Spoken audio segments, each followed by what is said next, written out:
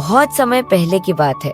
गर्मी के एक तेज दोपहर में सूरज आग बरसा रहा था और धरती तप रही थी। दूर दूर तक सूखा पड़ा था। नदियां सूख चुकी थीं और तालाबों का पानी भी समाप्त हो गया था। पेड़ पौधे मुरझा गए थे और जीव जंतुओं की हालत खराब थी। ऐसे ही एक तपती दोपहर में एक प्यासा कौवा उड़ता उड़ता पानी की तलाश में भटक रहा था। वह कौवा बहुत ही समझदार और धैर्यवान था। उसका नाम था कालू। कालू ने कई जगहों पर पानी खोजा, लेकिन कहीं भी उसे सफलता नहीं मिली। उसका गला सूख रहा था और पंख थक चुके थे। फिर भी उसने हार नहीं मानी और उड़ता रहा। कुछ देर बाद कालू को एक गांव के पास एक छोटा सा बगीचा दिखाई दिया। उसने सोचा, शायद यहाँ मुझे पानी मिल जाए। वह तेजी से वहां उतरा और इधर उधर नजर दौड़ाई। तभी उसकी नजर एक पुराने टूटे फूटे घड़े पर पड़ी। घड़े में थोड़ा सा पानी था, लेकिन पानी इतना नीचे था कि कालू की चोंच वहां तक नहीं पहुंच सकती थी। कालू ने सोचा, अगर मैं अपनी चोंच से पानी पीने की कोशिश करूंगा तो यह संभव नहीं है, लेकिन हार मानना भी कोई विकल्प नहीं है। मुझे कोई उपाय सोचना होगा। उसने ध्यान से चारों ओर देखा। घड़े के पास कुछ छोटे छोटे कंकड़ पड़े थे। तभी उसके दिमाग में एक तरकीब आई। वह उत्साहित होकर बोला, अरे, अगर मैं इन कंकड़ों को घड़े में डालूं तो पानी ऊपर आ सकता है। बिना समय गवाए कालू ने एक एक करके कंकड़ उठाने शुरू किए और उन्हें घड़े में डालना शुरू किया। जैसे जैसे वह कंकड़ डालता गया, पानी धीरे धीरे ऊपर आने लगा।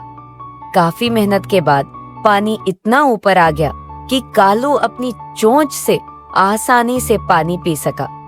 उसने ताजगी से भरा ठंडा पानी पिया और राहत की सांस ली। उसके शरीर में नई ऊर्जा भर गई थी। अब वह आराम से उड़ने के लिए तैयार था। यह कहानी यहीं समाप्त नहीं होती। कालू के इस बुद्धिमान कार्य को बगीचे में छिपे कुछ और पक्षी देख रहे थे। उनमें से एक नन्हा तोता बोला, वाह कालू भाई, तुम कितने समझदार हो। अगर हम होते तो शायद घड़ा उलटाने या जोर लगाने की कोशिश करते, लेकिन तुमने अपने दिमाग से काम लिया। कालू मुस्कुराया और बोला, बुद्धिमानी का यही मतलब है छोटे दोस्त। मुश्किलों में हार नहीं माननी चाहिए और सोच समझकर समाधान खोजना चाहिए। बुद्धि और धैर्य से हर समस्या का हल निकल सकता है। इसके बाद कालू ने अपने अनुभव को दूसरों के साथ साझा किया। उस दिन से सभी पक्षियों ने सीखा कि धैर्य और बुद्धिमानी से हर समस्या का समाधान किया जा सकता है। कुछ ही दिनों बाद वही तोता और उसके दोस्त एक मुश्किल स्थिति में फंस गए।